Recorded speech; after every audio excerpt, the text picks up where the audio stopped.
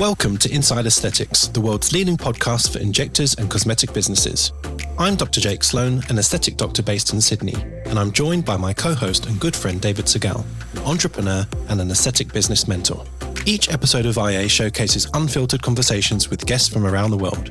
In a sometimes disjointed industry, IA aims to help educate and connect our global community to raise the bar for both our businesses and our patients. To further support and educate our listeners, we offer a range of additional resources under our IA Patreon subscription service. This caters for injectors and business owners of all levels and includes interactive live Zoom sessions, webinars, hints and tip videos, private chat groups, and exciting future content to come. To subscribe to IA Patreon, head to www.insideaesthetics.com/Patreon or click the link in our podcast description. You should seek medical advice before undergoing any treatment or procedure, and these podcasts do not replace a professional and bespoke consultation. Well, it's one of my favourite types of episodes to do, Jake. It's a Injector Diaries Chapter 16. Chapter 16, that's insane. I know. It's crazy. How have you been? You had a nice weekend? Good, yeah, busy. I was just said before I was helping Mum move things out of my grandfather's house. So He's moving in, the new lodger? Yeah, just doing weekend packing. Cool. And, your granddad's getting on a bit, isn't he? 98. That's amazing. Yeah, so it was a weird weekend. Yeah, Father's Day it was my first Father's Day without my dad, so that was a bit rough, but you know. Well, I'm sure your mum appreciated all the help. Anyway, but we're joined by the lovely Nicola Lowrey, all the way from the United States. Yeah. Hey, Nicola, how are you going today? I am well. How are you guys? We are good. We've been planning this since, when was I in LA? I think I was there about March, something like that. And we had a very nice dinner. You took me out to a really fancy place where all the celebs and people of LA tend to go. Was this In-N-Out Burger? No. Yes, right. If you come to LA, did you go to In-N-Out while you were here? I never even heard of it. I'm a classy guy. I did In-N-Out Burger in Las Vegas. I never heard of it. That's probably all that needs to be said. Tell us more. It's like a fast food place, but they just do like, I don't know, it seems like it's better quality than like, I don't know, some of the other options like Macca's or KFC, but it's still a fast food place, but it's you know, they do things like a carb-free burger where it's just like on lettuce with like 300 meat patties and stuff like that.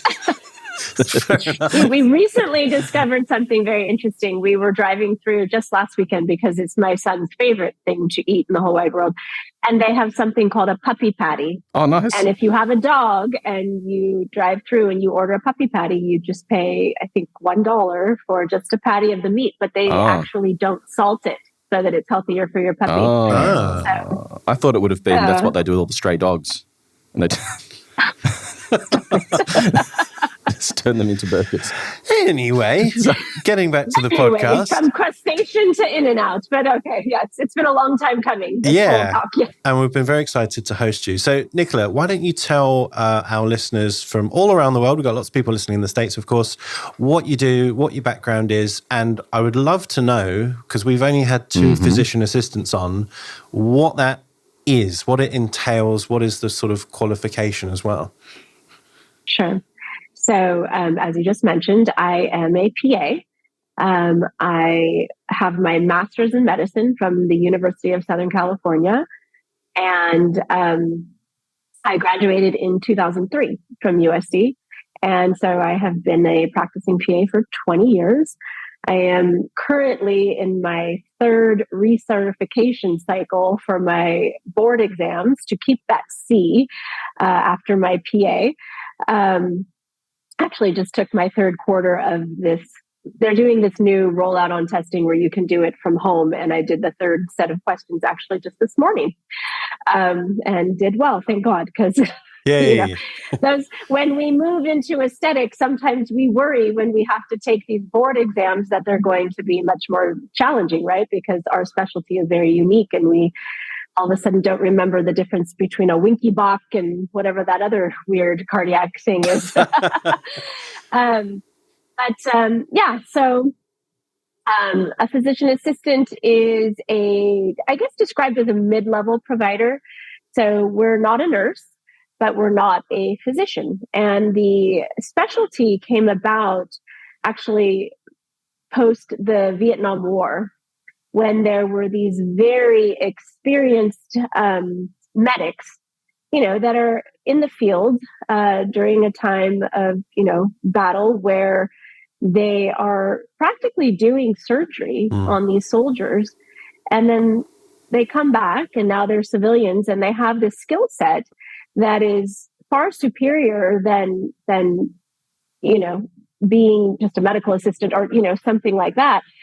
And what did they do with them? And Duke University, I think, was the first program in the United States that certified the first batch of PAs that were all war vets. And interestingly, I don't know if you had said, David, that you've been following my Instagram, so you probably know a little bit about my personal life as well, because I do share just, a little fraction of what goes on, which I think does keep us human for our followers. And this last year of our lives has been pretty interesting in terms of just my family and my husband's health. And kind of full circle, the physician assistant that worked for the cardiothoracic surgeon who performed my husband's recent open heart surgery was actually one of those first PAs. Oh, wow. That came back from Vietnam, went through the Duke program, and is still practicing. He's 77 years old and just a gem of an old guy. And it was funny because there are different associations with all, medical specialties, and the California Association of Physician Assistants, CAPA. So I've been a member since, I was in PA school. He was the president of CAPA for about 20 years. And when I introduced myself to him, because we actually had my husband's surgery at USC, at Keck. And when I introduced myself to him and I said, I came to PA school here, and we got to chatting, and he kind of winked at me and he said, go home and check your diploma. And he actually had signed my diploma 20 years ago. Oh, wow. So I thought that was a pretty fun historical PA kind of full circle moment. And it really did actually feel kind of good that we were using, his group as my husband's group. It felt a little more comfortable. So, so that's the PA history in a nutshell. And I'm happy to be one. I love it. Yeah. And what, I guess, your scope of practice, how does it differ from what you're allowed to do compared to, say, like a regular registered nurse? Like, what are the main differences? Right. So I would say it starts differently first with the model of education. So we're trained following the MD model of education, right? So we're learning, diagnoses, looking at symptoms, figuring out a differential, diagnosing and treatment plans, where nursing comes from a different perspective. And then, in terms of, so I would say, and many people will probably recognize nurse practitioners and PAs are probably much more similar than PAs and RNs. RNs are not allowed to practice medicine, whereas we are allowed to practice relatively autonomously as long as we do have proof of some sort of collaborative work with a medical doctor, so that we have some sort of oversight and supervision. And that also varies in what that means from state to state in the US. So here in California, I do have to have a medical director for my company, and that medical director does work in a supervisory position where we have to be able to access him at any time in case we were to have complications or something that, was beyond our scope to take care of. Yeah. So how did you then become an injector, and why did you become an injector? That's a funny story. Well, it's always a funny story, isn't it? It's never a vocation that you grew up wanting to be. Everyone falls into it somehow. Yeah. Well, I've been injecting. I'm in my 19th year of injecting. So I was in PA school. My first year of PA school was 2000, and 2002, Botox Cosmetic came to the US market, and that's when we got the FDA approval. And one of our clinical professors, his day job was dermatology, and his side gig was he came in and he prepared us for clinical examinations. And he was relatively young, actually. And my little study group, my little group of girls that we all kind of did our whole program together, I think he had a crush on one of them, to be fair. And nice and professional. He showed up one day and he said, "You guys, there's this new thing." He goes, "We got some samples dropped off to the office. It's supposed to just get rid of the wrinkles in between your eyes." And now this is in 2002, right? When Botox hit the market. None of us had heard of it. We didn't know. And he goes, "Do you want me to bring it by on Sunday night when you guys are having your study group, and we'll just check it out?" And we were all like, "Yeah, let's do it. Why not?" So I think we very well may have had the first official Botox party. There you go. So you're to blame. In my living room. That's me. That's right. And, he injected 5 of us with 20 units in our glabellar complex. And I remember a couple of weeks later, I have light eyes. I'm a Caucasian, female living in a very sunny place. And I think I had 11s probably by the time I was 11. Yeah. And I thought, what the heck is this voodoo magic? I mean, I was obsessed. I thought it was the best thing ever. And I never didn't go get Botox every 3 months after that first introduction. And I remember, and I was dating my husband at the time, and I remember telling him, I was like, this is fascinating. Like, I think, and I always knew when I first started PA school, I thought I wanted to do some sort of a surgical specialty because I think I always was attracted to the idea of doing procedural work. And then when I did all of my clinical rotations and I saw the lifestyle that you had as a surgical PA and just really just the overworking and the hours, and I just thought, okay, no, thank you. I want to have a family, And then I did my ER rotation. And I think, I am a bit of an adrenaline junkie. I like a lot of variety. There was a lot of procedural work involved with it. And so I absolutely did ER right out of school. I did 15 years of ER during my career, actually. But I graduated in 2003. I got myself my first ER gig. I kind of got my feet, kind of planted and felt established. And in 2004, I found this little weekend course, and I went and I got certified in how to be a cosmetic injector. And on Saturday, we spent the day learning how to do Botox, right? With no why or what the reason was that you were injecting, where you were injecting, just inject here. And this is how you do it. And then, and then the next day, I think we had just gotten the first hyaluronic acid filler into the market, which was Restylane. And we were taught to fan in the mid depth and the nasolabial fold and to put 4 little boluses in the lips. And then that's how you do filler. And then I got a little certificate. And within several weeks, I found a local med spa that I could walk to from my home in Hermosa Beach. And I got a gig, and I split my time between the ER and aesthetics from day one. I mean, 1 year out, but since 2004. Wow. And so kind of, 2-3 days in the ER, maybe a couple of days in the med spa. That first med spa gig, I didn't know what the heck I was doing. I had no supervision. I mean, it was as illegal can be. It was like a businessman that had bought a chain. And I think my supervising physician was an orthopedic surgeon in another state. And, I learned by making people look weird and then trying to figure out what the heck went wrong. And thank God I didn't have anything serious happen. But, back then we did much less invasive procedures, I think, than we do now, and nobody got totally disfigured. See, we kind of joke about it now, and my experience was very similar. A one-day thing where we in fact we split it. We did morning Botox and afternoon filler. Again, Botox and Restylane, and even for the filler, we didn't even get a chance to inject it. We just watched, and then they gave us a certificate and said, "You're good to go." But really, and I know you're very passionate about teaching. We'll get onto that, but I guess the general experience of an injector, even now, isn't too dissimilar. There are one-day courses somewhere in some capacity, doesn't matter what country you're in, and you sort of go away with that excitement stroke fear that you can do it, but you're probably not competent yet. So how do we square that? Like, how long do you think a new injector really needs to sort of be safe and inverted commas competent? I mean, what do they say? 10,000 hours? I mean, yeah.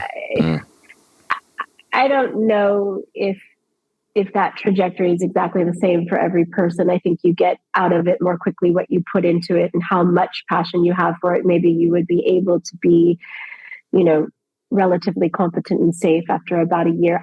I don't know. I don't know that answer. And it's really hard to kind of like march backwards because we didn't know so much. I mean, I honestly don't think that the real education started until like 6 years ago.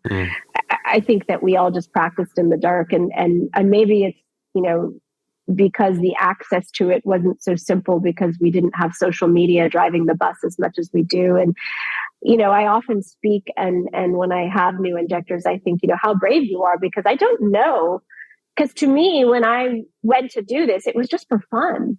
I thought my real gig was the ER and that's where I was really practicing medicine. And I thought that this was just my, get to have fun and see my girlfriends and take their wrinkles away. And, it was very fluffy. And I didn't have my first real complication until 9 years in. And, that was a pivotal moment for me because I didn't understand what happened. It made no sense to me. I had never considered vascular anatomy. I had never considered tissue planes. I had never thought that I could hurt someone with what I was doing. And when I did, it was devastating. And I thought, well, screw this. I just want to go, I'd rather go put a central line in a 4-year-old where I know that my supervising doc is literally around the corner at the desk. And if something goes wrong, because I felt very isolated and the support, and then it was a pivotal moment and I almost stopped doing aesthetics because I thought, what the heck is this? This isn't fun anymore. And it was that moment where and this just is who I am. You either got to sink or swim. And I decided to go ahead and stay in, but it wasn't trending and it wasn't available to have, education at the way that we have access to it now. And to be fair, I also think that the access that we have, it's become too much. Like, who do you go to and who do you believe? Who is the expert? Who should you invest the thousands and thousands of dollars that these courses now cost, which I think sometimes is an egregious amount. And the amount of people that are now joining in and calling themselves, expert educators and key opinion leaders and all these things. And it's like, what are all these titles and who the hell determines at what level that means that you're that? Yeah. And it's a racket because people say that it's a cash business and there's an opportunity to make a lot of money. And it's not what I feel like it should be, yeah. Yeah, there's a lot to unpack there. You've trained a lot of, you've managed the training of a lot of injectors, and it's such a common story, but maybe you can share some details of where everything's fine, and then you have a wobble or a complication, and often that injector just is completely terrified, doesn't want to pick up a needle ever again. Have you had that? Yeah. I mean, as you said, Nicola, it's kind of the Wild West still, isn't it? And I mean, you were sort of unconsciously incompetent. You didn't really know what you didn't know. And so, there's a lot here to unpack, and, I'll get to Jake's question in a second, but maybe something for you to think about, and we'll sort of continue on with the chat, is that, if you had known what you know now, do you think you would have continued to push forward knowing all the risks, things like vascular occlusions, what that can kind of lead to, would you have continued down that path? As you said, it is an unregulated industry. I mean, you raised the question, Jake, around, how long should people spend studying? And I would maybe even take it one step further is, who's actually signing off to confirm that these people are competent? What qualifications do they have? What experience do they have to certify you? A lot of it is done by Pharma. And, Pharma's done a lot of great things in the world, like that. This is not a Pharma bashing exercise, but they've done a lot of great things. But I kind of feel that it's not probably totally appropriate for a company that's selling a product to then tell you that you're ready to use it. I mean, it feels like it's slightly conflicted. It doesn't feel totally arm's length, but maybe Jake's got some commentary on that. But in terms of injectors that come through, I mean, we've got a different generation now. People these days are very confident not being competent.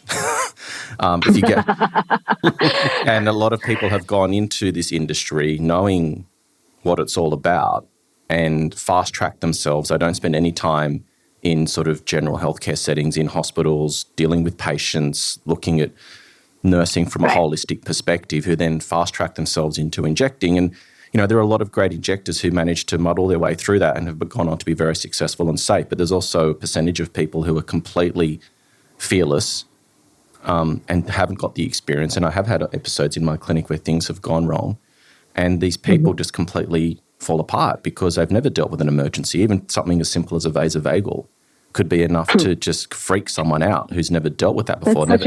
That's such a good point, right? And that's where your bedside nursing or whatever you did before may have given you some legs to stand on in terms of, because at the end of the day, these are our patients and we have to care for them. And, there will potentially be a vasovagal or something, right? And to be able to recognize that and to understand that this is not a true emergency and how do you manage that? And if you're able to stay calm in that type of a scenario, you bring up a good point because, there's a demonstration of a particular lifestyle, I think, that, comes across on social media and it seems very glamorous and very sexy. And there are people so many now that are literally going into nursing programs, PA programs to become injectors, that is the goal, right? And that is different. And is it necessarily wrong? I don't know. But then again, you're not getting any education for that when you are going through these programs, right? No. So it's just a means to an end for them to then go to the 1-day course. Yeah. And then now I'm an injector and you get a gig. Yeah. So yeah. Well, and it's awful to say that because that's what I did, Yeah. We don't want to be hypocrites, but I guess we can reflect on kind of how crazy it was that we could do that. I mean, I can't think of another procedure or treatment that's medical that is the same. You wouldn't pick up minor surgery. You wouldn't dabble in dermatology. You wouldn't dabble in looking in people's eyes or their mouths if you didn't have a qualification. So I just can't think of another similar thing, and yet we just all accept it and kind of love it. Well, I mean, when you think about any other, and I see this as a specialty, right? I mean, it's a specialty all unto itself. And I was talking to a plastic surgeon friend of mine on the weekend, and he's got surgeons who he trains, plastic surgeons that have come out and puts them through like a cadetship training program. And one of the points that came up was a lot of these surgeons that come out, even though they're highly skilled and they got anatomical knowledge, they don't have the experience to know which cases to say no to. They don't know things all these little nuances, like someone that presents as a straightforward potential breast augmentation that has something unusual about their anatomy that they haven't seen before, could potentially do a procedure on someone that wasn't suitable for it. And so I think the same thing applies to injectors. You might have been able to competently demonstrate that you know how to identify a glabella and know how to, do a filler in this area of the face. But have you seen enough faces? Have you had enough experience to know what you should be saying no to or in what instances you need to modify your technique, or potentially there's a different tool that you need to use? And that only comes with runs on the board. Or to recognize the complication. Yeah. Because, we're only as good as our complication management skills, in my opinion, at this point, right? So... Yeah, and it's the same for me and Nicola. I've been doing it for nearly 16 years, you're 19 years. We're still learning. Yeah. We're still being exposed to new products, new things, weird anatomy. So you can't replicate experience, but I just wonder at what time do the trainer wheels come off? I don't know. I don't have an answer to that. Well, I mean, a lot of consulting clients that I talk to who are looking to grow their businesses, whether they be doctors or nurses, and they're wanting to bring on new injectors, and we're talking about what's their development pathway look like. And I'm not clinical at all, but I just, from a person that's owned businesses before and employed lots of nurses and doctors, I'm having discussions around, well, maybe they just do toxins for the first year.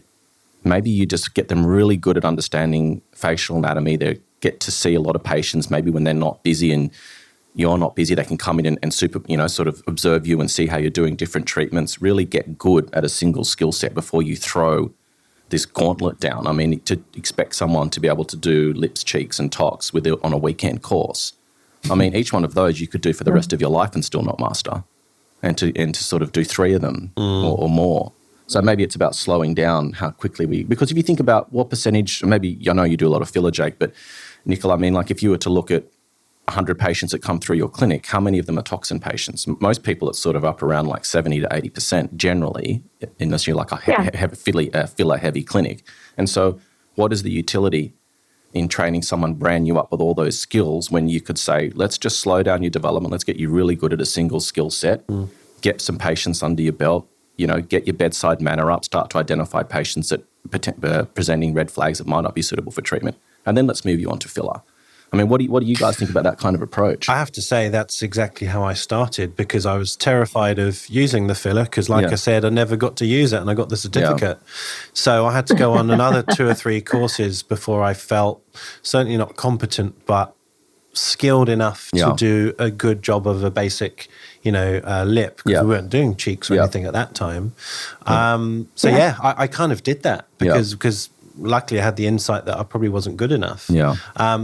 The problem is, and this shouldn't be the way it is, but the problem is that's not a really good business model. Yeah. It's people come in with all sorts of needs, and facial aging is global. Yeah. So to sort of ring fence it and say, well, we're just going to do tox and maybe basic tox at that, it's very difficult. Well, it is, but I mean, that's if you're a solo injector. I mean, I would see someone who's starting their career, I don't think it's a good idea personally, and there might be exceptions to this rule. There are outliers in every situation, but generally, someone that just starting their career probably shouldn't open up their own business and be the solo injector. You would think that you join a team, so that when patients come in... That's exactly right. And this is also something that I see happening a lot, is that not only are they going to school to become an injector, and then almost immediately after finishing, they're starting businesses. Yeah. And they got a training school as well. Exactly. But I mean, kudos to them, because how brave. I mean, I've been doing this 19 years. I just opened my business in January of 22. I was too afraid to jump off the cliff and fly by myself all those years. And I mean,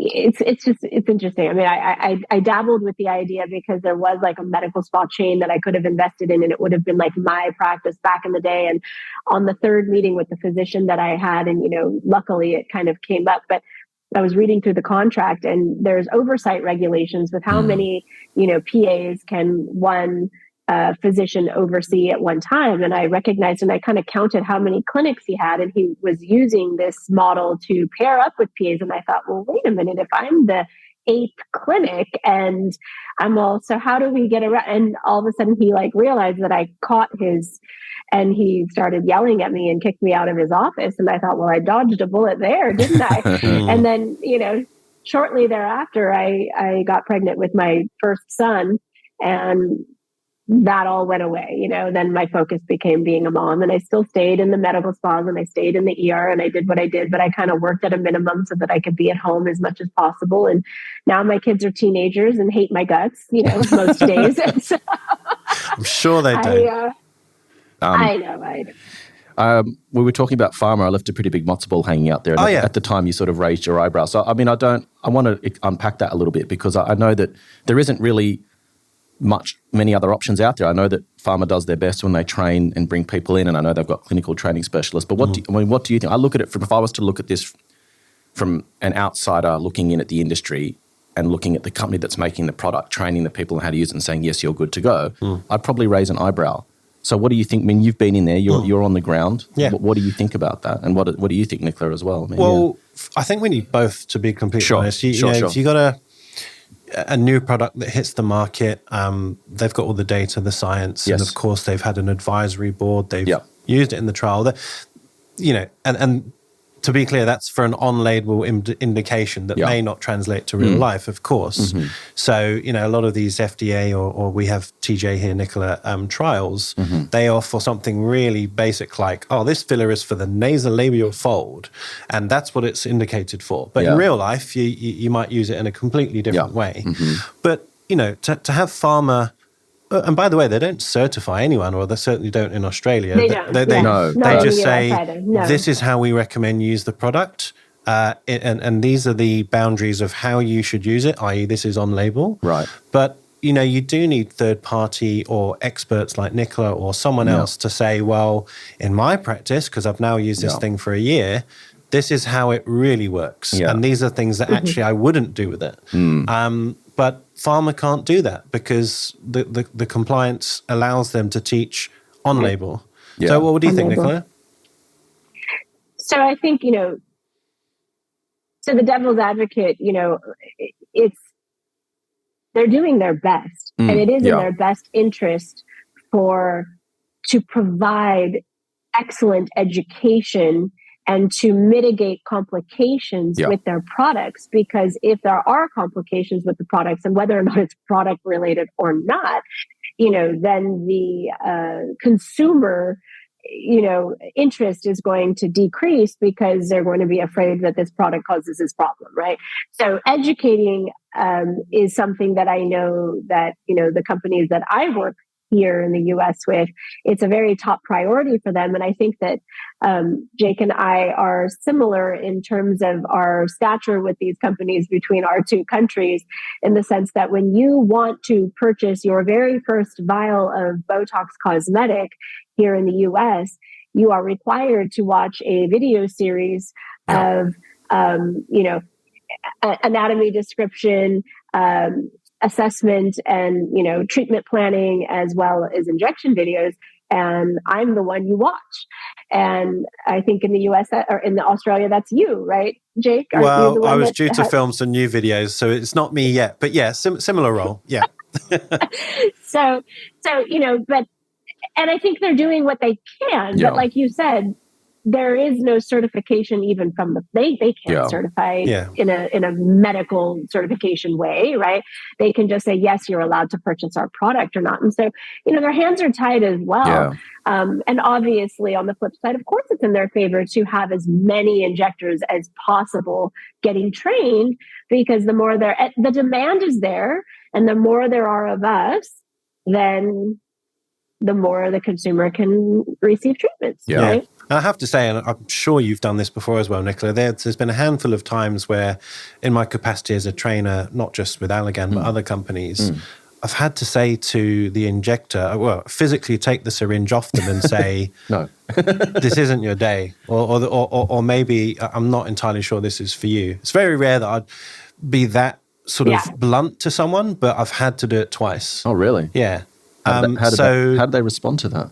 Terribly. I walked out of one training, just one that I've done. I had to walk out because I felt unsafe. And I thought at this point, there was a language barrier. There was a cleanliness barrier. I think at one point the bloody syringe was placed down on my coffee cup, and I just thought, I have to go. Yeah. I mean, it's terrible. It's awkward. And they, think you're arrogant, and it's embarrassing for them. You're doing it in front of a group, but sorry, there's a patient on the bed and this is medicine. And if you can't, basically hold a needle without risking the eyeball, or like Nicola said, not understand basic hygiene, you can't do it. I can't put my name to that, and I can't say you can buy this product. Yeah. So the reason this sort of came up in my mind was I was dealing with a client on the weekend, and they were trying to get insurance for one of the new injectors, and the insurance company wanted a certificate from the pharma company. Yeah. To certify that they've trained with them. And that's what got me thinking, is that appropriate? And I'm not saying yes or no, I'm just saying it's a discussion. So it's a tick box exercise. You get a certificate of attendance. It does not say skill, level, competence, nothing. And for the insurance company. Now that you bring that up, because we just updated our medical malpractice insurance, and I think they actually wanted that certificate that I got back in 2004. Yeah. And I'm like, and what does that show you? Means nothing. I mean, it'd be like buying a car and then the car dealership, saying that you're certified to drive it. I don't think they ask for your license, do they? I don't know. When you buy a car, probably not. Just insurance. Yeah. So I don't know. It's a tough position, because I think, as you said, Pharma are doing their best, but it just again highlights the fact that I think that globally we need independent bodies that are assessing people arm's length without any sort of potential vested interest, even if it's a perceived potential vested interest. I just think that when we talk about it, that, maybe one day. We've done 4 podcasts and we're still no closer to answering that question. You talk about it every time? Pretty much, a lot. It comes up a lot. Pretty much, okay. Yeah. So I got a question, Nicola. Who were your role models, or who are your role models? Who are your mentors, and who do you still look up to? So I would say one of my very first educators in this space formally was shortly after my first vascular adverse event, which was 9 years after 2011, 2012. And that was Dr. Steve Yolen, who's not very well known because he's not on social media. He has no website. But Steve is a very dear mentor and friend, and actually my medical director now for our clinic here. And he's an ophthalmologist by his historical training, and he actually was part of the first, clinical trial work with Botox Cosmetic. I mean, and he is the original. He did the IIT for Latisse. So, he's very important in clinical trial work and in the education space. He's very well known and loved across the entire US and probably beyond as well, but mostly stays here. And I still look up to him and he jokes, he's like, I have nothing left to teach you. And, but he's such an amazing and humble and generous human. I tell him every day, I go, but now you're teaching me how to be a better person. And I really adore him and I appreciate his involvement in our clinic. And I'm so lucky to have this full circle kind of where now he's still part of my life in this way. In terms of my current mentors, it's funny. I think that, our ability to network and to connect with people and somehow, some way to have involvement with people that we know will elevate us. I've realized in the last few years, I think that's actually my greatest superpower. And I can attribute a lot of where I am in terms of the advancement in my own clinical skill set and my understanding of complication management, and also just really safety and what is going on really with the filler after we've put it in there, right? I would say Sebastian Cotofana has been someone that has literally changed my perspective on anatomy more than any other person on this entire planet. And the opportunities I've had to work with him, to teach with him, and to collaborate on publications with him, I know shifted the trajectory of my career. And I would say probably an equal second would be Dr. Leonie Schelke, because I think that she now has changed my understanding of everything and turned it all upside down.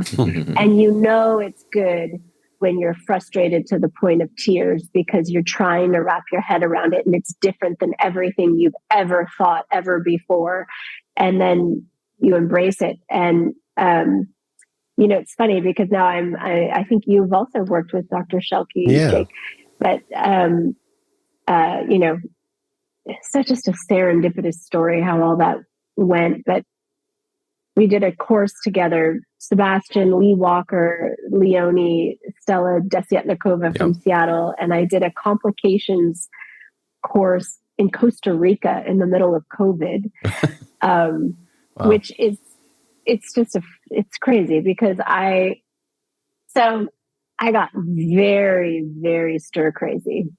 And I was like, I got to get the heck out of here. And we had already had, we were a year into the whole lockdown situation, but I was back at work, but we hadn't traveled and anyway. And I just got to this point and I was like, we didn't work for a few months. It was like 2.5 months that I didn't work at all. And I'm like, we didn't lose our house. We didn't starve. And so we had never done anything outrageous like this. But I said to my husband, and my husband's a big surfer, and we are in love with Costa Rica. We have been, a dozen times. I mean, the goal is that we get to retire and live on some beach there and just eat healthy and be in the ocean every day, right? Yeah. So I said, said, I'm going to look into these houses. There was these houses we had seen one of our trips that we were there that were right on the beach. It was a secluded beach. There's a great surf break there. And you had to be staying, it's like an estuary with these private homes behind a guard gated thing. And there's a lot of expats there. And we saw these homes one day when we were walking along the beach, and I started looking into it. And because it was COVID, we were able to get one of those houses as a rental for probably a fraction of the price that it would cost normally. Right. And I said to my husband, you want to go spend a month in Costa Rica this summer when the kids get out of school? And he was like, yeah. So we booked this house. And I remember we had a tax meeting with our accountant around that same time that I had booked the house. And he's always thinking, right? And he looked at me and he goes, you know what you need to figure out how to do, Nicola? He goes, figure out how to teach or do something while you're there so you can write the whole damn thing off. And I thought, how are we going to, am I going to do a webinar? Like, is that going to count? I'm like, how am I going to do anything like that if we're not licensed in Costa Rica? Like, nobody can inject. Like, who's going to want to come? And prior to COVID, I had already been in contact with Leonie trying to figure out how I could get to Amsterdam to start learning how to do ultrasound, because I did ultrasound in the ER and it just made so much sense to me. And I thought, they're the ones that you go learn this from, right? And I remember she was the first person that I contacted, and I said, would you want to come teach a course? Because I thought I was running, right? So I do my best thinking when I'm running. I was running on the beach here in California, and I thought, people could do ultrasound. Everybody can do ultrasound in Costa Rica. We just need to figure this out.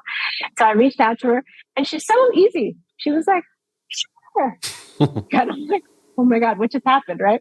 And then I talked to Sebastian, and he was like, yeah, that sounds great. And then I talked to Lee Walker, and I thought, let me put this whole thing together. I'd never put on a conference before. I mean, I'd been teaching, but I'd never hosted a conference, right? Yeah. And we put it together, got it down on paper, set up a registration. It sold out in 2 days. That's awesome. And so Lee Walker calls me and he says, well, we should do a second one. It's sold out. And I'm like, but what if nobody comes? Like, what if we agree to do, and then we're, and then I'm out all this, he goes, and so they were all amazing. They were like, what, if it doesn't do well, we'll work with you, Nicola. Don't worry, you don't have to take the whole risk. And so we put out the second session. I don't know, maybe 10 days later, a week later, the second session sold out. Uh-oh. So we hosted, I think, 55 participants over 5 days for 2 back-to-back complication and ultrasound workshops with some of the top minds in the industry, teaching anatomy and complication management, and then obviously ultrasound. And that started my trajectory. And I remember coming home from that trip. Well, one, how amazing that we actually got to experience that and have that opportunity. And it really did shift a lot for me in terms of just my understanding of what we can do and the impact that we can create. And, now I'm a quote unquote trainer for cutaneous ultrasound, and I speak at conferences representing them. And, it's definitely something that more and more people are very curious about and want to consider how can they integrate it into their practice. The other issue is it's become very trendy, and everybody that goes to one of our courses all of a sudden starts teaching it.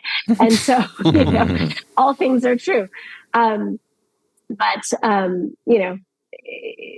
So I would say, my continuing mentors are definitely still Sebastian and Leonie. And every single time I even have just a phone call for fun with that woman, she teaches me something that blows my mind. And, I think I'm just, I don't know, somehow, some way I was in the right place at the right time, stars lined up, and I was given these incredible opportunities. And I don't know why, but I'm very grateful.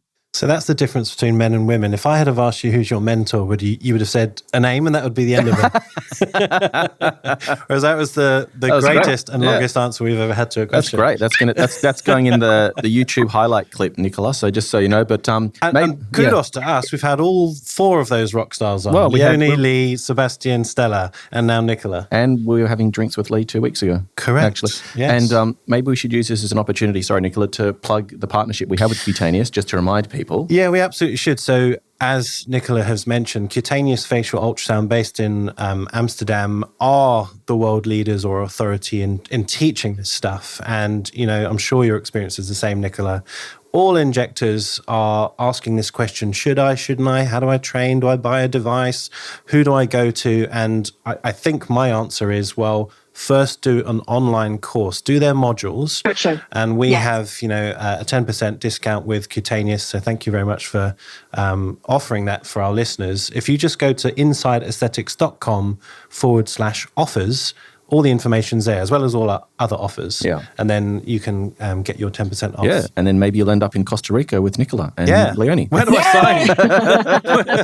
We're trying to figure out round 2 for sure. We need to do that. I mean, joking aside. Maybe it'll be in Australia. Yeah, for sure. Well, look, I was very lucky to host Peter, Leonie's colleague, Dr. Peter Veltuis, here in Sydney. And that was a year ago. It was a funny time because there was 2 or 3 major conferences happening in between of the ultrasound course that we did. So we only had a small course, but it was a great course. Everyone loved it. And I definitely think there's the potential to do that again. So we need to speak offline, Nicola, and speak about getting you to Australia maybe. Yeah, networking. Here we go. I was there. You weren't there, but I would like to come back because it was my whole family, we loved it. We all said, no, we're for sure coming back. And there's so many other parts that we didn't get to see. Yeah. We're not bad for a convict colony, are we, Nicola? No, it's amazing. We had the best time. So I want to talk about your sort of injecting and your injecting style. I mean, if you go onto Instagram, you teach a lot and you do some beautiful work, but how would you describe what sort of injector you are and how has that changed over time? I would say that my greatest passion is full face restoration. The opportunity to be able to correct in just that pan facial rejuvenation model where we're not treating anything in isolation. I mean, I've shifted my practice and I'm so blessed to be able to do this, but I mean, I can't possibly take as many new patients on as I have a 2-year wait list and wow. We open up my new patient scheduling after my established patients have a couple of weeks to take that opportunity. I open my schedule up quarterly and there's actually, and we actually have a post that we're going to do about this because it's, people don't understand that, there's a process to be able to become a new patient of mine now. And I can't just see everyone. And I wish that I could, see more, but I also don't jeopardize that quality of time with each person. I do longer appointment times because I want to be able to offer such a quality and valuable outcome for the people that I do treat. And so, we require pre-photos for screening. And, you had mentioned something that, patients that are not potentially appropriate for treatment. And I think that, one, getting a little bit of medical history, 2, what are their concerns, and 3, to see those pre-assessment photos gives me a great insight into whether or not that patient is appropriate for treatment with me. And, one thing we haven't started talking about yet, which I am very passionate about, is the epidemic of the overfilled syndrome. And there are people that, and it's unfortunate. And I think that there are true victims that have been searching for someone to fix what has gone wrong. And the unfortunate issue is that most injectors don't want to take the time to correct before. It's a horrible process to experience, one as a consumer, and 2 also for the provider. It requires a very intimate amount of trust. It's a lengthy process. I don't believe that you should just dissolve and refill in 2 weeks. I don't think that actually works in a lot of areas in the face. I think that there has to be some sort of regenerative modalities to heal the tissue. And so I'm very cautious about taking on just any corrective case. I have to be willing to understand what that process looks like. But if someone is literally sending me photos and there's not one more millimeter of tissue to fill with filler, I'm not going to see them. And I gently can try to turn them down. And, the way that I now articulate it is that there is no issues with volume loss. And, there are other modalities that may be helpful for you, but volume isn't one of them. And so filler isn't an appropriate treatment to book with me. Yeah. I've got so many questions, Nick. I want to ask you about how you built the 2-year waitlist. We'll get to that in a sec. Just my business brain ticking over and people wanting to know your secret. But can you take us through, like, what is your assessment process like? So you mentioned that this epidemic of the overfilled sort of pillow face and all of the evidence that's coming out now around, does filler move, does it not? What does that mean? How long does it last? Are we sort of getting perception drift with just treatment after treatment and people actually losing touch with what they actually look like or what they used to look like? All of the above. Yeah. So how do you assess a patient face? Like, can you just take us through your sort of assessment and planning? Because you've now got so many tools. I mean, like 20 years ago you had toxin, one filler, right? Now we've got multiple toxins, multiple fillers, different injecting, needle, cannula, different planes. You've got collagen stimulators, which are going through like a renaissance at the moment, even though it's not a new concept, they're becoming popular. So what is the Nicola Lowrey assessment process, and how do you decide what tools you're going to use? In five sentences or less. No, just joking. Also, just to add on to that, I mean, just having a knowledge of skin. I mean, when you're looking at someone's face, it's not just about sort of augmenting it and adding volume. It's about what's the quality of your skin. Like, is your complexion clear? Do you have, reasonable pore size? Have you got like any broken capillaries? So I guess it's just, anyway, I'll let you tell us. Yeah, that's actually something, so you spend a lot of time educating your patients during that assessment time as well. I think that you have to, because it's interesting. I think that when people, and this happens even with my own patients, when you have an incredible, impactful outcome with filler, you have a dopamine surge and you're excited, you see the mirror, you say, wow, whatever it is. And then you've got this boost in your confidence, everything, you're just so happy. And there is an addictive component to that. And I think, it's not abnormal. It's not that all of these people have body dysmorphia, but they think that if that made them feel better, then having some more will make them feel better again. And when, circling back to, how long does the filler last? I mean, we know, there's so much research now. It's not the 1 year or the 2 year. That's when the FDA trial ended, and that's the clinical indication, because that's where they had to stop because they wanted to bring the product to market. We now know that these fillers, do they ever go completely away? Maybe not. And if you've studied any of the ultrasound information from 15 years of compiled complication management, we know that filler, when injected in particularly into the connective tissue, into the SMAS layer, it probably never goes away. It doesn't even degrade. It stays very obviously filler between those fascial blades. So the problem is, the messaging has been that in 1 year you should top off, and that, oh, good. And I'm not feeling as great as I was, when I got it done. And so I'm going to come in and I'm going to do it again. And it's tricky, because I feel like I'm a terrible business person because I say no so often, but I sleep at night and I know that nobody's face is like that because of me at this point in the game. Yeah. So I definitely had my fair share of, overfilling some nasolabial folds back in the day. My mother-in-law was a victim of that, actually. Something poetic about that, isn't it? And there was no hyaluronidase back then. We had nothing to do. I was like, put heat and lots of massage it, mama. Yeah, that will help. Anyway, but circling way back, okay, assessment. I when I teach assessment to other providers, I say, I really look at the face from top to bottom, lateral to medial. It's how I assess. It's how I inject. I think that we know that what you do superiorly affects the tissues that are inferior. We know that what we do laterally affects what's going on medially. There's been studies to prove this. And I think that, when someone is complaining about a nasolabial fold, down to an oral commissure, jowling, marionette line, all the things, I'm not looking at those areas. And I think that the messaging has been so wrong that with filler, like it's this magic eraser, and that when they complain about this line, that we take our syringe and we apply it to where their complaint is.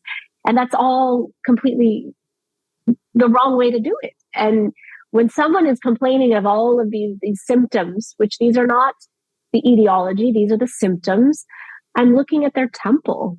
I'm looking at their preauricular sulcus. I'm looking at their lateral jawline, because my opportunity to reposition those more medial tissues and correct what's going on here comes from my treatments back here. And it's funny because now, because of Instagram and all of the education I put out there, when people do come to see me, they're like, I think I need my temples, right?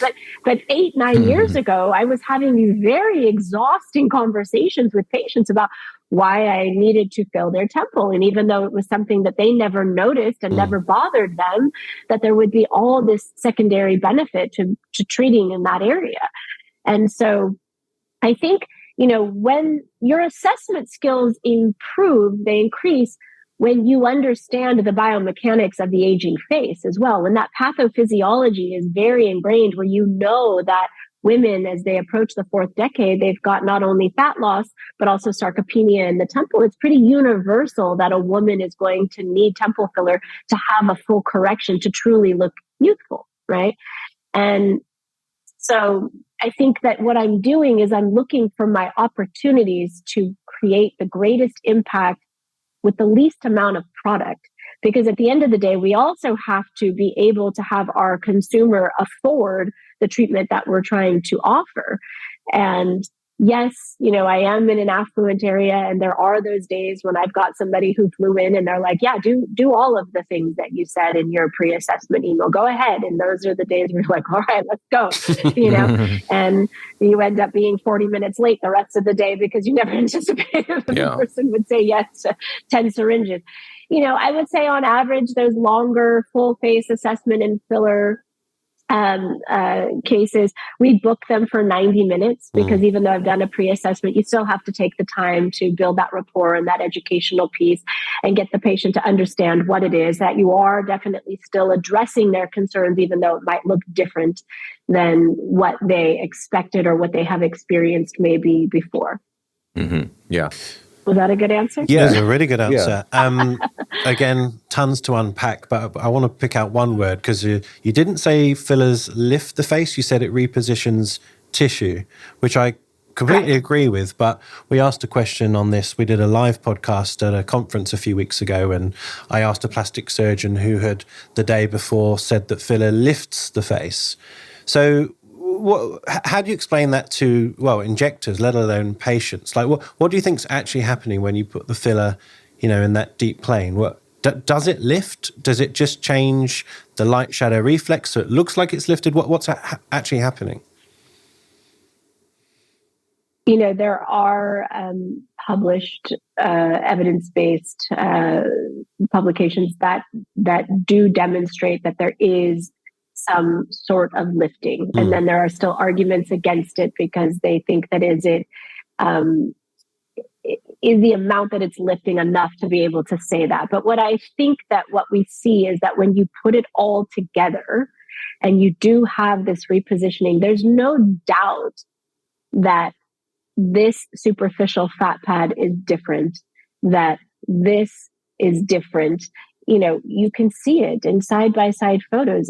It's different. And so, at the end of the day, who gives a shit if it's lifted or if it's repositioned or if just you look more streamlined and you don't have the complaint of the symptom that made you feel more aged and unattractive or older or, whatever that is for the person, whatever that thing that they need to shift to feel better.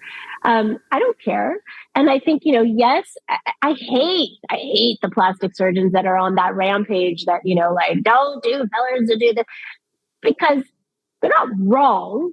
And they are right when they're talking about people that are overfilling people to try to arrive there and disfiguring them and making them look different. Agreed. Don't go to fillers for that. But there is an in-between where there, and also on my pre-assessment photos that come in, if it's too much and I say, you're better suited for surgery, I want you to have very realistic expectations. And what I can offer, I don't know if it will be enough to make you, because of course we all get 70-year-old women that come in and have done nothing, and they have a lot of laxity and a lot of, like what you described, the sun, the skin damage, the laxity, the volume depletion, the change in the size of their skull. I mean, so much has happened in that trajectory of that lifetime that if they want this result, well, then, here are your options. And your number one should potentially be surgery if you're open to that. But there are plenty of people that want an improvement that don't necessarily want to take the risk of surgery. And these are amazing options for them. And I think that if we treat people with integrity and we respect keeping them looking normal and natural, then there's also nothing wrong with doing a little repositioning for them too. Yeah. To be honest, I completely agree with what you said. I don't actually care what you label it as. If you look better, who gives a crap? But the reason I ask is because it does cause such polarized debate on basically Instagram. That's where it's all come from, right? You've got and where do you see the polarity though? You see it from the injectors that are like screaming, you don't need surgery, all you need is my filler. And then you've got the surgeon who's saying you don't need fillers, all you need is my surgery. And there's this desperation that comes across in this argument, right? Yeah. I mean, I think there's room for all of us to do all the things. Yeah. I mean, I guess the reason it's relevant is that you'll have a patient coming in, or maybe a new injector looking at that face and not knowing what it can or can't do. What face is what time is the face too far gone and they need the surgeon versus, is the skin and collagen good enough to get that 1 millimeter nudge in a better direction? So that's really the question we need to answer is, when is the face too saggy? When is the collagen too depleted? When is that elastin gone? Because that's very obvious to me. If you can pick up the face and flop it around, then we're not going to fill you. We might biostimulate you, or we'll send you for a surgeon and do fat grafting because you're going to need a lot of volume. But yeah, I don't really give a crap whether you call it lifting. Right. And more than just, the fat grafting, the tissue needs to be tightened. It needs to be pulled back, right? Yeah. Surgical correction. Yeah. So, I think it goes back to integrity. And I think that the problem is that, again, a lot of injectors are afraid to say, no, I can't help you. They've got the appointment on their books. They see it as a loss if they don't offer a treatment at that time. Mm. And so then they go ahead and they start that process for that patient. Mm. And if they don't do enough, the patient sees no difference. If they do too much, we see a difference that's unattractive, And so, I refer, and I have very close relationships with a lot of surgeons that I would trust my own mom going to. And I refer patients out all the time, whether or not that's for a bleph or for a deep plane face and neck lift, whatever that is. Yeah. A rhinoplasty. I have different people that I send for different things. And they always still come back to us. Yeah. And I think that it builds a level of trust that, they know that you're their greatest resource for helping to guide them on their aesthetic journey. Yeah. This is such a big topic. And I'm sort of going to pose a question statement. I mean, I think that we're living in a time now where the industry is super competitive. And I think, yourself, Jake, people that have been around for a few years, you've had an advantage in some ways because you've established yourself before things got too crazy in terms of the level of competition that's out there now. So I think a lot of injectors that enter into the space are desperate to be successful. They need to put food on their table, and especially if you combine that with someone that's potentially inexperienced, this is sort of where you run into these problems, right? And so I guess it comes back to what you were talking about when you said you've got a 2-year wait list, but then in the next sentence said you're not a very good business person. And so, maybe not consciously, maybe you don't think you are consciously, but I think that all comes back to the core reason you do what you do, which is because first and foremost, you're focused on doing what's best by your patient and being passionate about getting them a good result, whether that's with you, whether that's with someone that you've built within your network, whether it be a dermatologist or a plastic surgeon. And over time, that develops trust and a reputation, and that reputation and trust then lead to people referring their friends, staying loyal to you. And so that's the long-term view, because today we want success instantly. We see people on Yeah. Instagram buying fancy cars and houses and showing their best life, and we feel that's, if we're not that, then we're failing. And so I think it comes back to that, what is your core reason for doing what you do, and approaching it from a place of love rather than fear, and being prepared to do the hard yards. Abundance versus scarcity. Correct, is another way I mean, to what do you think about that? It's funny because thank you for catching my faux pas, but I do joke. I say it to patients all the time when I tell them no. I'm like, I'm not a very good business person because I'm going to not make anything for this hour that we were booked together. But I honestly, because even with all the things I put into place, there are things that slip into the cracks. Sure. And then we end up having that conversation with patients, or even if they're my own patients that I'm done treating and now we're trying to create a way to prevent that. Even within my established patients, because, they got the dopamine hit, now they're back. But I think that the greatest advice for injectors, if you are going into business, or if you're working in a business model where you are compensated in a bonus or commission type structure, and then that urgency to make sure every dollar, every hour is counting for you, you really do have to think about the big picture and the longer trajectory. And one, your advertisement is every person's face that ever came off of your chair. And if you are contributing to anything problematic, that will follow you. So don't forget that. And just like what you're saying, that referral process, where if you've gone above and beyond and you've done your best for patients, they will tell 2 friends. And just like when you've done someone wrong, they will tell 10 friends. And you need to not think about that 30-minute or that 60-minute slot on your books for the day. And you need to think about the length of your career and what kind of a legacy you're trying to create for yourself over the lifetime of practicing this specialty. Yeah. What do you think, Jake? Yeah. I mean, it's almost like karma. The more sort of care and real kindness that you put out, eventually it comes back to you. Sure, you can throw in some filler into nasolabial folds and all the lines and chase everything, but your patients start looking weird. They come back not actually very satisfied because you didn't work on that lateral sort of vector, and eventually you get dissatisfied because you're like, what the hell am I doing? I'm just a line filler. I'm not thinking about what I'm actually doing here. I'm not understanding the anatomy or facial aging. So I just think if you, it's the long haul, isn't it? These patients are going to be ours for 20 years plus, hopefully. I still see patients that I started seeing 18, 19 years ago. I've watched their kids grow up. I've gotten them ready for their kids' weddings. I mean, their grandkids being born. I mean, now I treat their children, I have mother and daughters that come in together. It's such an amazing thing to have a lifetime with some of your most treasured patients. You know? It's actually really cool, because you see that, like you say, if you inherit someone's, daughter having treated the mother originally, you can talk about genetics and similarities and DNA and, work on similar principles, but, you've got your dad's chin, so we're going to slightly change what we did for mum. And it gets really interesting. So, Now, I know that you're not a injector who follows trends. And when I say trends, I mean things like Barbie talks and big butts and all that kind of stuff. But I want the injectors listening who are less experienced to hear what you have to say about chasing these things, because now it's Barbie talks, and last year it was fox eyes, and the year before that it was big butts and whatever. Why is that problematic? And why maybe do you not do that? I think you create the practice that you want. Yeah.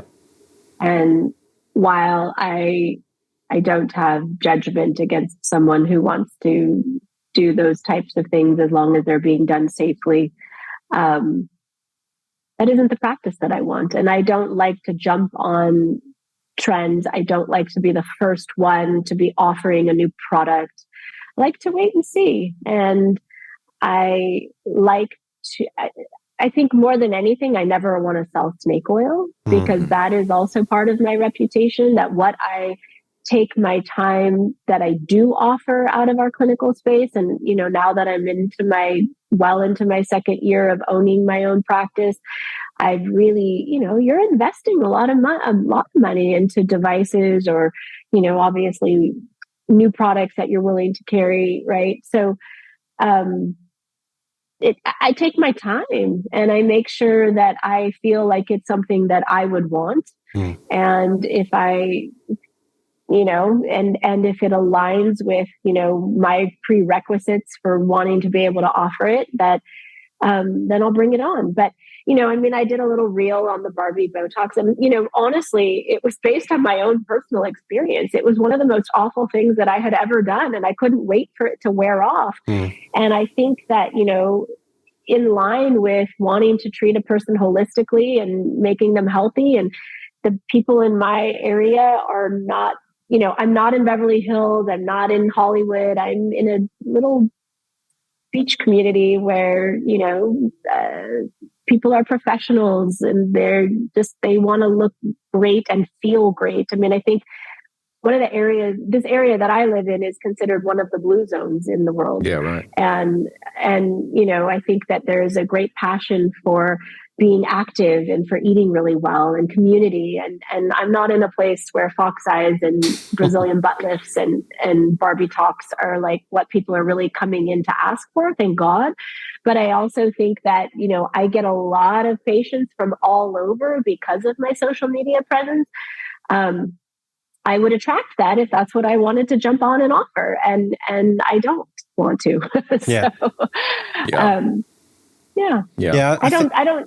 I think injectors fall into the trap of basically just throwing out content that they think is going to trend, but they don't necessarily want to do it themselves. Or they'll talk about. So then do a reel talking about what I do. Yeah, well, I'll exactly, talk about it, but I don't do it. Yeah, we've spoken about this before, but there are many injectors who get frustrated that they only get to see lip patients, cheek patients, and yet that is what they tend to throw up with their before and afters. And then they go crazy wondering, why am I getting these people? And it's because that's what you're showing. And so if you do a reel or you start talking about Barbie talks, you're going to get people asking for it. That's right. It's just logical. Yeah. Unless you do what you do and say, maybe think about it before you do that. Yeah. And what's having neck stability is a nice I was going to say, what was your complication or issue with the trap tox? So what I found was that I had horrible, compensatory pain kind of more anteriorly. I think my sternocleidomastoid muscle was holding my head up. Yeah.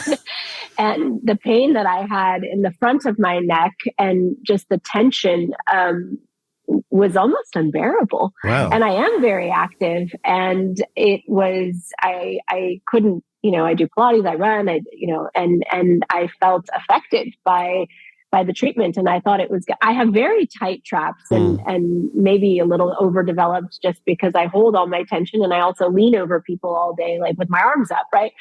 And, I thought that it would be helpful because sometimes I feel like I get tension headaches that come up from the back. And it was a great friend of mine who's a wonderful injector, and we actually injected each other. This was a few years ago. And I remember I called her a couple weeks in, and I was like, are you in massive pain? I'm like, but what am I going to do? Shut down the front and then my head? So, I just had to wait it out, but it was awful. So, and then I saw, and I was like, where did this even come from? And why is it called Barbie? I get that she has a long neck, but who started this crap, right? Well, just because the film's on, it just kind of made sense, right? But it's a really good point. I mean, just because we have a vial of Botox in our fridge and we can inject it basically anywhere doesn't mean you should.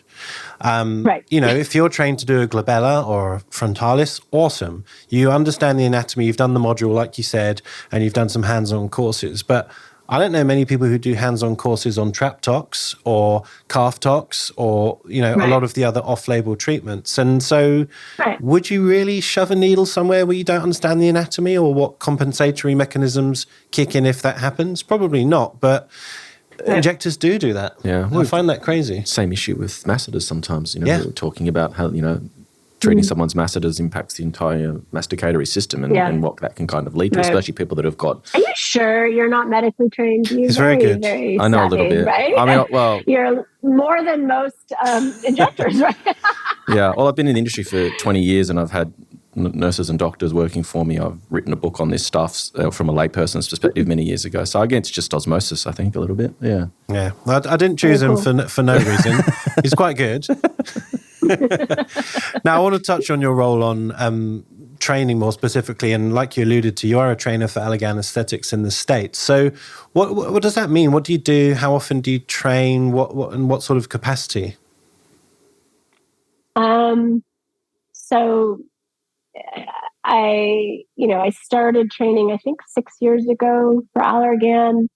And, I remember the first year I was asked to be a trainer, I was chomping at the bit. I love to teach. I think when I was a little girl, I thought I wanted to be a teacher. And then I did grow up and in my early adult life, I was a professional dancer. I was a ballerina.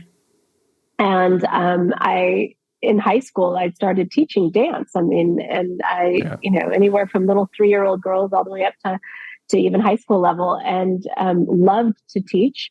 And it kind of came full circle when I had the opportunity to start educating. And even when I was in the ER, we had PA students that would come and rotate through our ER. And so you'd have them as your student. And I would love those days because it was just so fun to share. And I've always been someone that really enjoys that role. And so it was great. I really wanted to become a trainer, and this was before it was even like such a thing, like that. It was so oh, you had like that means you made it, But the woman that I had been working with at that time was an educator for Allergan, and I remember just thinking like, that's so cool. I want to do that too. And I did get asked to become one. And then the interesting thing is, when you first become one, nobody knows who you are.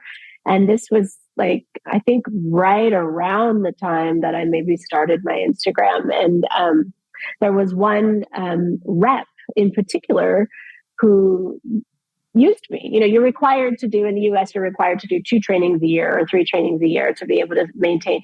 And I was like, literally like begging, like I want to train, like I want, something. And it was not like just coming, like I didn't become a trainer. And then all of a sudden everyone was requesting me to train, right? Nobody knew who I was. And, there was one rep in Beverly Hills, and now she actually works in the educational department for Allergan Medical Institute. And she's still a very dear friend of mine. But she used me, and she thought that I did a really excellent job. And moving forward from there, she pretty much used me exclusively. And she was in the Beverly Hills market. And at this point, I think I pretty much have trained almost every office in Beverly Hills, because while she was in that role, I split. And that was when I left the ER, was when I started doing education. And I was still, I was working 3 days in clinic in the medical spa. I was still trying to pick up like maybe 1-2 shifts in the ER. And then I started traveling to train. And then it was like, and I have kids. And I thought, oh my God, I'm working 7 days a week. This isn't sustainable. I am, even though I love what I'm doing, I'm also miserable. And then I realized that I started dreading when I saw that I had an ER shift coming up. And then I also realized that I thought that every ER patient was just looking for drugs or crazy. And I thought I need to get out of this place because I am tainted and I am no longer serving a good person for the wellness of my patients. So anyway, so that's how it started. And, and then interestingly, I kind of went on that trajectory with my social media. Like I kind of thought, I'm like, well, what's my shtick going to be? Right. Yeah. And I remember the woman that I worked with, when I started kind of putting out some of my educational posts, she kind of pulled me aside one day and she said, what are you doing? She's like, you're giving away all of your secret sauce, and patients don't care about that. Like they aren't going to come see you as a provider. It's not good marketing for you to teach other providers. And she goes, and now you're just giving for free this information, and providers probably won't even follow you. They're just going to be looky-loos and go to your page and get the info and then, bail out. She's like, your page is going to fail. And we talked about it earlier, kind of that scarcity versus abundance mentality. And I remember thinking, she definitely was someone that came from this place of there's never enough, and it's very competitive, and like always worried about what's the next guy doing. And it didn't resonate with me. And I thought, I don't know. I think I want to keep moving forward with this. And then it was funny. And I recognized that I was putting out some of my most valuable like anatomy content. And even then anatomy has been something that I have been so fascinated by, even from back in my dancing days, and then just, even learning muscular anatomy back then. And I remember my very first course in college, before I even knew what I wanted to do when I grew up, was actually a cadaver anatomy course. And I loved it. And I remember I started putting out like some very detailed anatomical posts, and they were always coming out on Sunday, because I had time on Saturday to kind of do my research. And then just one day, as I was coming up with like hashtags, I created the hashtag Anatomy Sunday. And for about 18 months, I did an anatomy post every Sunday, early on in this whole Instagram trajectory. And it was crazy, because all of a sudden I remember one day when I realized that my hashtag Anatomy Sunday was followed by like several thousand people. And I thought, oh my God, like what have I done? This is crazy. And so I think that, it all kind of worked synergistically, but then based on what I was putting out there. And then she told two friends, and she told two friends, hey, go follow this girl's account. Like, she's kind of sharing all this cool stuff. And then I started being requested for more and more trainings. And then before I opened my own business, I found myself on a plane every week. Yeah. I was flying all over the place to go train, and it becomes quite addictive, right? I think that it feeds something in us, those of us that enjoy that opportunity of sharing in that way. And it fills us up in a certain way. But then there is a tipping point. And then I started to feel like, oh, but now it's also, and then of course you open your own practice. And if you're not here in the practice, your practice isn't going to be okay. So you have to start figuring out that balance. And luckily I've been able to do where I can speak to more people all at once, right? Maybe more roundtable type things, or speaking on stage at a conference, or having larger master course opportunities that have been either privately that I'm doing on my own, or with some of the pharmaceutical companies. Obviously, the big conference in Costa Rica was kind of a turning point with my recognition that I could actually, I think, maybe I missed my calling. I should have been a wedding planner. Putting on a conference is kind of like planning a wedding, right? And I really enjoyed it. It doesn't stress me out. Like, it's kind of fun to like fill in all the pieces of the puzzle and kind of see it all come together, and then it comes to life and everyone's there and enjoying themselves. And you're like, I did this, right? Like, it's very cool. So that's kind of been the trajectory. And I still love to teach. It's I don't know. I've taken a break for the last 4 months. I really kind of been hanging out in the dark, but it was, I had to take care of my husband and my family and make sure that he was good. He's 10 weeks post-op now. And I actually leave on Wednesday for Toronto to go speak at CAMA. Oh, awesome. So, very cool. Wow. Yeah, coming back. That'll be fun. How many gigs with Allergan might you do a year? Because like you said, you're running your own practice now. So is it once a month, or is it very random? Like, do you limit it now? I'm trying to only travel twice a month max. Yeah. And depends on how far I go and how long I'm gone. But I only see patients in clinic 3 days a week. Okay. And honestly, my mentor, our medical director, he says nothing good happens on the 4th day in clinic. That's when all the complications occur. And so knock on wood, I do feel truly, after seeing anywhere from 15 to 18 average, patients a day for 3 days in a row, by the end of the 3rd day, I'm out. I don't want to see another patient. I need to stop. And then to balance that with maybe like a day or two of teaching in that 7-day or 10-day period, it fills you up in another way. I think it makes you a better provider. And I think seeing patients, and I also think that that providers that are teaching should not necessarily stop treating. Yeah. I think that you need to do both to be kind of up to date in both worlds. And yeah, I think teaching makes you better at what you do, because you realize things. I mean, I teach things not related to this industry, and concepts that you kind of have to solidify in your own mind and explain. It's almost like you're explaining it to yourself at the same time. So it's kind of really weird the way that works, but I think nothing makes you better at a skill set than getting to a point where you're competent enough to teach, which then I think takes you to another level in your own development. Yeah, definitely. Well, you can give me advice because I work 4 days a week and then 5th day's podcast. You work 10 days a week and then only 7 days a week. Sorry, I inject 4 days a week. But yeah, you're right. I'm never not working. But, you know. I'm never not working either, right? It's Sunday. I'm talking to you right now. Yeah. How does a busy injector, you know, drop to 3 days a week? Because there's an impact on your patients. Your waiting list is now 2 years. You know, mine's not 2 years. Mine's a couple of months. But, you know, the more I drop, the more you can't pack these people in, or you do longer days, or increase your prices. Yeah, or exactly, or increase your prices. Like, what advice would you give that busy injector who's in that sort of good predicament, but it is still a predicament? Mm-hmm. Mm-hmm. I mean, I don't know what your particular situation is, but, you know, I do have injectors that are under me. One that I've trained from the ground up. I mean, I was her very first educator 6 years ago. She's now 6 years in. She injects just like me. So I am hopeful that I am kind of qualifying them to some of our patients to be able to just go see them for their Botox this quarter, right? So that opportunity is one where you can start to delegate out to your staff if you really trust them and you think that they can bring just as much value as you can to that patient for that procedure. I do think that my pricing is a little bit premium. I am definitely not cheaper than the guy across the street from me. And typically people may go try the cheaper one and then they'll come back.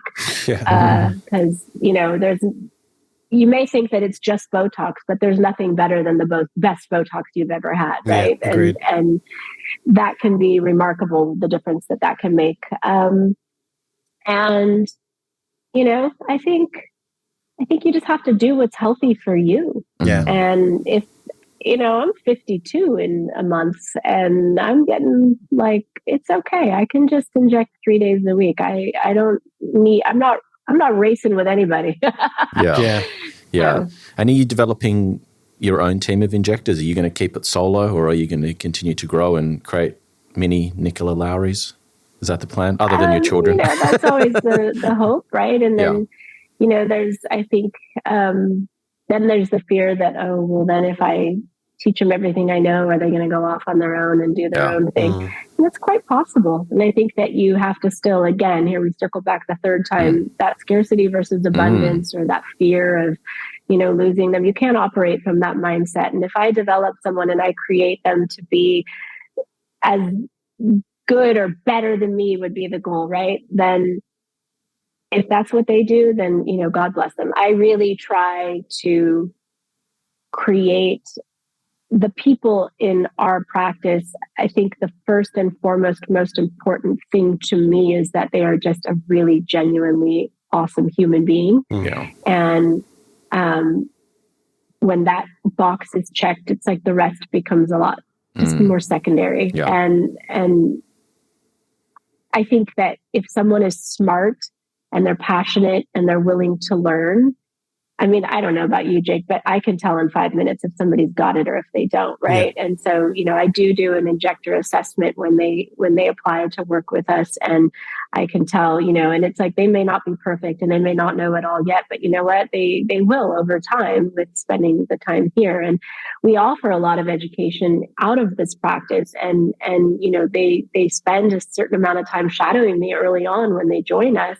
And then, you know, we're continuously doing continuing education at the courses that we're offering. And of course, anything that we're doing here, whether or not it's a cutaneous ultrasound course, or we're doing a biostimulatory filler course, or, you know, whatever that is, they're part of it and they're allowed to be part of it. So they're also continuing to educate and elevate. And we just hired our third provider. So now there's 4 of us here.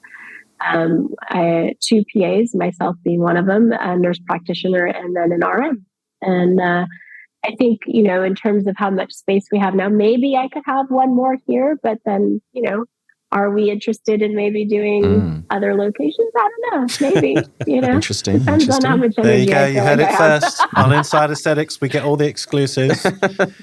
I've got a few more questions, but I'm going to try and keep these shorter because I'm mindful this podcast is getting longer.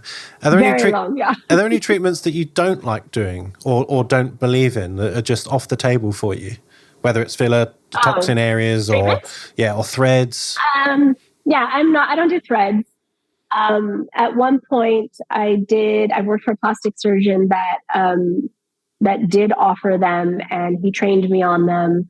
And they weren't just the normal typical threads. They were like the PLLA, the InstaLift, the one with the bidirectional cones. And supposedly those are and according to him, he said these are the only ones that actually do work. And, and then there's the biostimulatory component as they, dissolve over time. And so it's win, win, win, win, win. And so just like I don't love to sell snake oil, right? So I spent 6 months, I didn't spend 6 months, but I spent a certain amount of time where I offered the treatment at a very discounted rate for my established patients that I know that I would have good follow-up and I would be able to see, and I would be able to really kind of determine whether or not I felt like it was valuable and to bring it into the practice. And I would say that out of 25, 26 patients that I treated, maybe 2 of them were still oh my God, that was the best thing ever, at the 6 month mark. Yeah. And so, when we see these before and afters, almost all the good ones are multiple modality treatments. They're not just singular thread treatments in isolation and 6 months or a year later. Most of them we're seeing immediately after, and the skin is puckered and pulled and tight. And if you look at the jawline of course it looks better, but you're all accordioned up over here. And I think that it is a high risk procedure in terms of complications. I think that it's a lot of hand holding because the post procedure period of time is oftentimes very challenging for the patient. And so for me, I don't want to have to hold a lot of hands. Yeah. I don't want to take on the risk of additional complication management. And I definitely don't want to charge people their good money for something that I think is kind of not super valuable. Yeah. Yeah. Business questions? Well, I've got one more question and then you can ask your business questions. Go. What are your thoughts on the new longer lasting toxins? Or there's one at the moment, but moving forwards, there'll be more. So where do you stand with that? Is it just a case of it's so new that it feels different? And obviously there's, I guess, obviously a risk of longer term complications, but where do you stand with that? Again, I don't jump on a trend quick. If it's new, I don't necessarily bring it on right away. I think I let people figure things out, and then we'll decide. But, it all with toxins, and what I don't think people understand is it all comes down to how much actual toxin are you injecting? And is this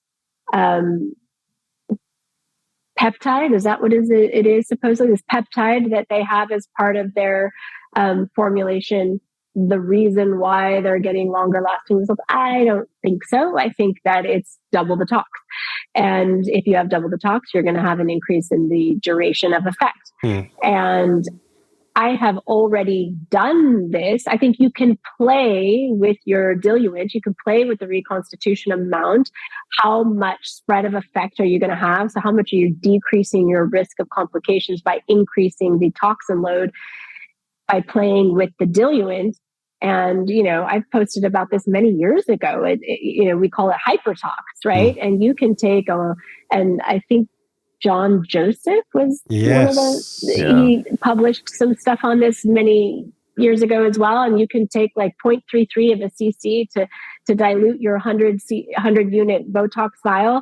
And now you've got this very, very concentrated solution, and you can inject 8, 10, 12 units per injection point, even in the forehead with very small spread of effect. And your effect will last probably twice the amount of time. So, do I need to bring on a new toxin to be able to offer that? Is it a good business decision to bring on a new toxin that's going to cost the patient twice as much money to purchase from me? Risk of a complication, if it does occur, lasts twice as long as well. And is that a good business model to only see your patient twice a year versus quarterly? Yeah. I don't know. Well, just to tease, Dr. John Joseph literally about 3 days ago texted back to say he's going to do a podcast with us. Good. So we're going to get into all of this. Yeah. There you go. We have a lot of similar interests, it seems. Honestly, well, just to tease and build this up further. So I did a couple of talks at AMWC Miami this year. And I thought, okay, I'll obviously sit in the crowd and try and learn as much as I can as well. And I wasn't expecting anything to be mind-blowing or totally new, but he did that talk on field of effect and concentration, and it really did change my whole understanding of toxin and what we're doing and how we've been doing it for the last 30 years. Maybe pretty caveman-like. We haven't thought about what we're doing. We all just use the same generally recommended dose of diluent, and we do it all the same, and we haven't thought about it properly. So I'm really looking forward to that it'd be one. exciting. We've been talking about it for a while. Business questions. Well, I kind of asked most of them, and I know we've got time's ticking away. Maybe we'll just get to the quick fire questions, and then at the end we'll just finish off with where you think the industry's going. So we've got these list of questions, Nicola, that we ask every one of our Injector Diary guests, and so just a quick sort of one-word response, just whatever first comes to mind, and we'll just sort of fire through them quickly. So first one is, what's your number one toxin and why? Botox. I've been injecting it for almost 20 years. Okay, cool, great. I knew you were Still going to works. say that. Still works great. Yeah. I'm pretty sure what range you like, but what's your number one filler out of that range and why? So I'm assuming it's I have Juvederm. to pick one out of the range? Yes, you can't say Juvederm. You have to say whichever your favorite one is out of that range. I have to say which exact particular one. Yeah. So if you were stuck on a desert island and you only had one kind of type of filler to use for most faces, which one is that? Voluma. Okay. There you fair. go. Okay. Same question. What's your sort of go-to cannula? So make and size. TSK, Steriglides. I can't pick a size. It depends on what I'm doing. Which one do you use most commonly? Temples and jaw, it's 22. It's going to be 25 for all my other transition zones, and 27s if I'm You're stuck on the desert island. There's only one box. I'm sorry, only one word. Okay, 22, 25, 27. Cool. All right. Now, this is one word. You can't give me a nuance here. Okay. Aspiration, sorry. yes or no? Okay. Well, one word, yes. Okay. What has been the best book, course, or other educational offering that had influenced your practice in a positive way? Arthur Swift. It's only one word, right? Yeah. Yes, okay. I noticed in your videos, we all are. We're heavily influenced by a lot of his teachings. Did you actually learn with him, or did you just observe him through webinars? Like, what's your experience with Arthur? I was lucky enough to attend his very first Swift symposium that he did in New York City. I don't know how long ago that was, but it was magical. I mean, he's the Tony Robbins of aesthetics, except he's just smooth, right? Like it's so like, it's inspirational. And he is, I compare all the time when you've got these people that are educating and they're making you sign like an NDA to attend their course. And I said, what if the Arthur Swifts of the world were to do something like that? I'm so opposed to that. Yeah. Okay. Excellent. Fair. And I guess just final question before we let you run off and enjoy what's left of your Sunday.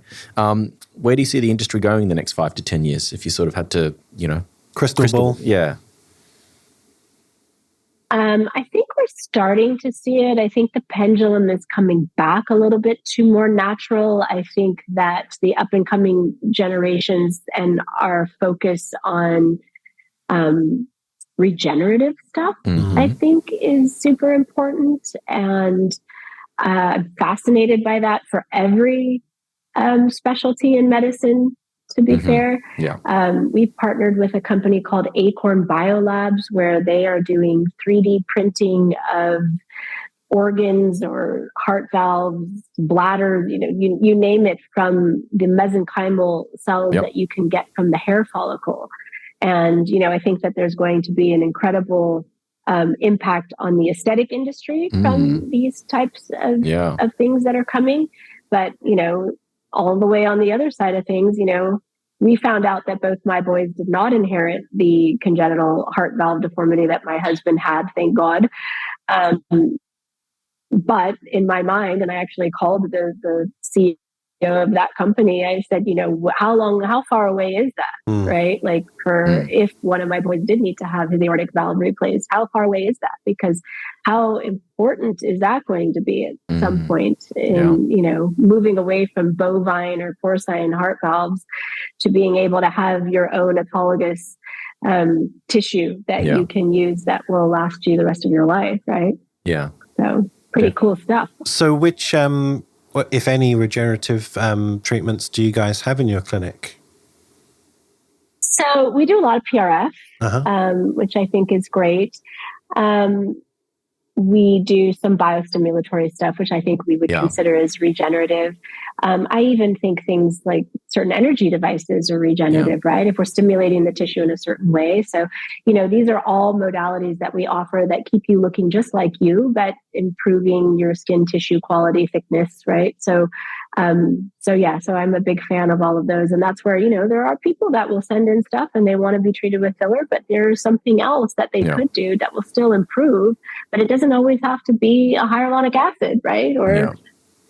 Well, that is awesome. Well, thank you so much. That was really inspirational. I hope our listeners got something from that and they can take away some of your philosophies, which I think are really important. Yes. Yeah, it's been great. I mean, I know I've said to many times before on the podcast, often I'll forget that we're putting this out to sort of, tens of thousands of people, and that it's just so privileged. I feel so privileged to be able to sit and have discussions with you and learn and be inspired. So thank you for being so generous with your time. It's really amazing. Thank you. Thank you. Thank you guys for asking me to do this with you. It was fun. It's our pleasure. And we will talk about getting you to Australia, or maybe we'll all go to some exotic beach somewhere and do something cool. Yes. I love it. And, let's do it. And we'll put all the details for your training school absolutely in the podcast as well. Yeah, absolutely. All of Nicola's details will be down below, so we'll promote you on our Patreon as well. Well, we'll speak soon, Nicola. Thank you again. Take care. Take care, Ethan. Bye. For our latest news, follow us on Instagram at Inside Aesthetics Podcast. If you want to get in touch with myself or David, follow us on Instagram as well at Dr. Jake Sloan and David_Inside Aesthetics. Join our IA Patreon platform for invaluable business and injectable education. Get access to our global community of like-minded professionals, live and interactive Zoom sessions, hints and tip videos, webinars, and more. Head over to www.insideaesthetics.com/Patreon for more information.